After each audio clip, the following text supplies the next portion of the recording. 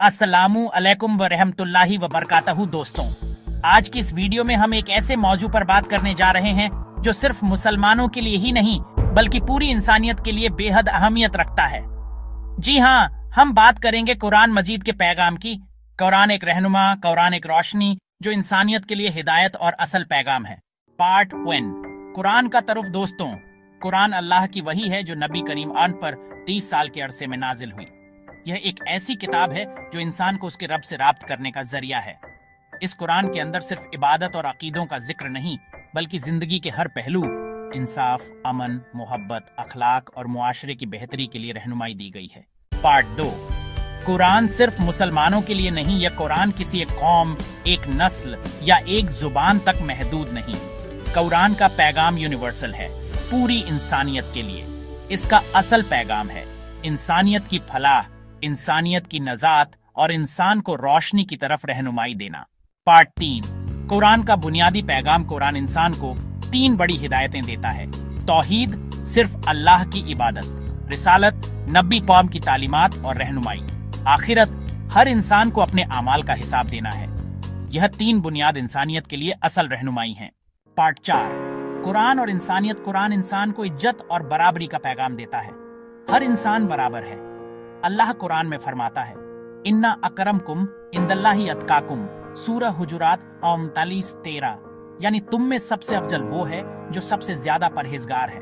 इस पैगाम से कुरान बताता है कि इंसानियत की असली कीमत तकवा और नेक आमाल में है, न कि माल, रंग या जात में।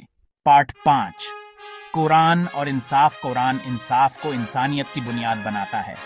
अल्लाह हुक्म देता है कि इंसान इंसाफ करे, चाहे खुद अपने खिलाफ ही क्यों ना हो। आज की दुनिया में जब जुल्म और नफरत बढ़ रही है, कुरान का पैगाम इंसाफ सबसे ज्यादा जरूरी है।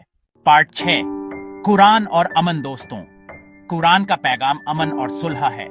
अल्लाह चाहता है कि इंसान मोहब्बत से रहे, एक दूसरे के हकूक अदा करे, जुल्म और नफरत से बचे। कुरान इंसान को एक ऐसी सोसाइटी बनाना सिखाता है जहां हर एक को इज्जत और सुकून मिले।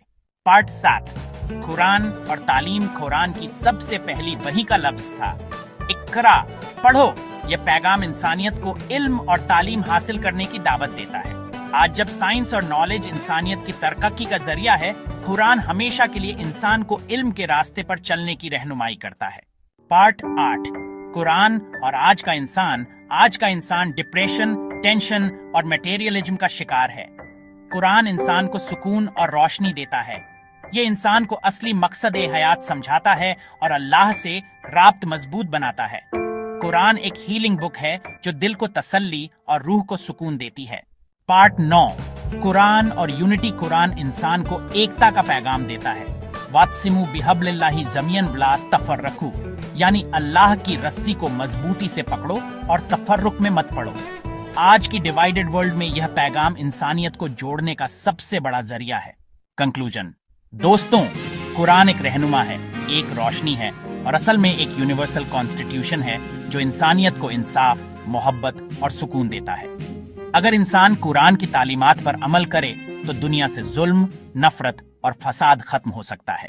नतीजा, कुरान अल्लाह की तरफ से भेजी गई वो रोशनी है जो इंसान को सीधे रास्ते पर चलने की हिदायत करती है। यह असल रहनुमा है जो इंसानियत के लिए पैगाम है। अगर आपको ये वीडियो पसंद आई हो तो लाइक करें, शेयर करें और हमारे चैनल को सब्सक्राइब करना ना भूलें। कुरान का पैगाम हर इंसान तक पहुंचाना हम सबका फर्ज है। जज़ाकल्लाहु खैर।